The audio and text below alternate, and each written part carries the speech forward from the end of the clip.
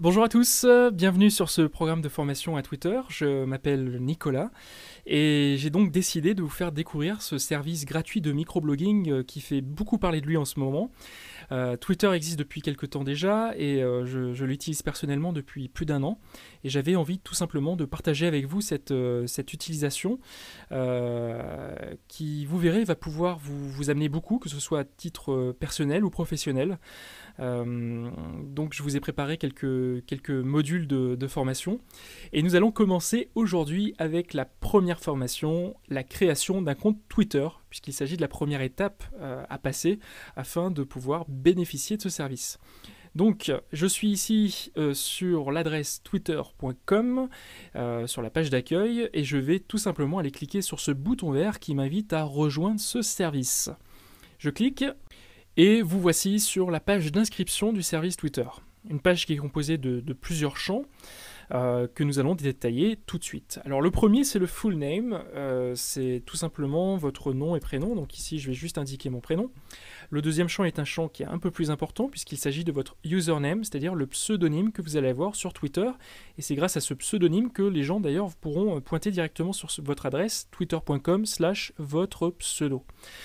Pour choisir un pseudo, il y a deux règles à respecter. La première, c'est de ne pas excéder les 15 caractères, et la seconde, c'est de ne pas utiliser le mot Twitter à l'intérieur du pseudonyme.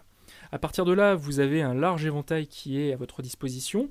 Je vais par exemple essayer mon prénom, mais il y a de fortes chances que ce dernier soit déjà pris, puisque le service existe depuis maintenant un petit peu de temps. Donc vous voyez que Twitter m'indique que ce pseudo est déjà pris. Donc il va falloir que je me creuse un petit peu les méninges, et je vais tout simplement mettre formation tweet.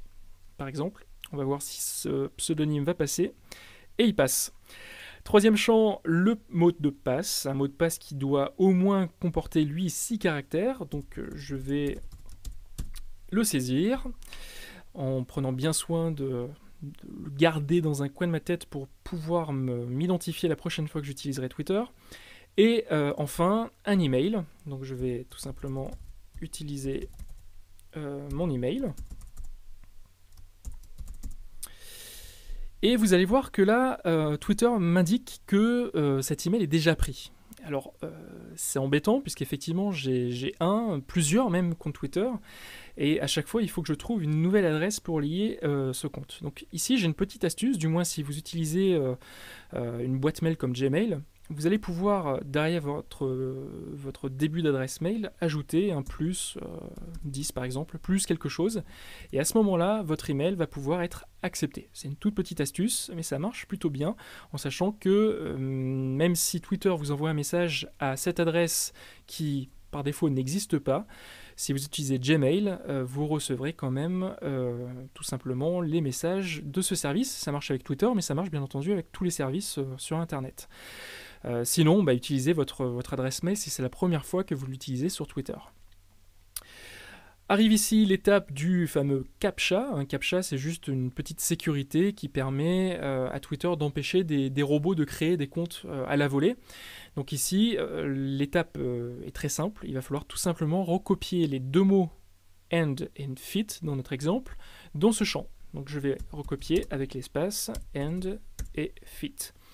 À partir de là, vous allez pouvoir appuyer sur la dernière étape qui consiste à créer votre compte. Encore un bouton vert. Donc tout simplement, je vais cliquer sur créer mon compte. Ce second panneau est un panneau facultatif. Vous pouvez d'ailleurs le sauter en cliquant sur Skip this step, sauter cette étape.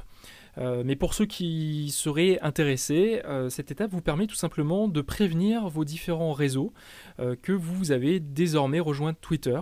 Donc si vous avez une adresse Gmail, Yahoo, AOL, Hotmail ou MSN, eh bien vous allez pouvoir synchroniser votre carnet d'adresses et un email va être automatiquement envoyé à ce carnet d'adresses et va prévenir tout le monde. Ça peut être légèrement intrusif comme pratique, donc dans mon cas, je vais tout simplement sauter cette étape et puis je préviendrai moi-même, comme un grand, les différentes personnes que je souhaite prévenir de mon existence sur le réseau Twitter. Donc skip this step si vous voulez sauter cette étape. La troisième étape, qui est une nouvelle fois une étape facultative, vous permet tout simplement d'ajouter par défaut des personnes, souvent des personnes un peu connues, que Twitter a présélectionnées pour vous afin de commencer à les suivre. Cette étape-là n'étant pas obligatoire, je vais à nouveau tout simplement cliquer sur Skip this step. Et voilà, notre compte Twitter est désormais créé. Vous avez vu que c'était plutôt rapide. Nous allons découvrir dans la prochaine vidéo l'interface de Twitter et nous verrons par la suite comment faire votre premier tweet, votre premier message sur Twitter. À très très vite. N'oubliez pas que vous pouvez me suivre sur les 2 comptes qui viennent d'apparaître à votre écran. À très vite, bonne journée.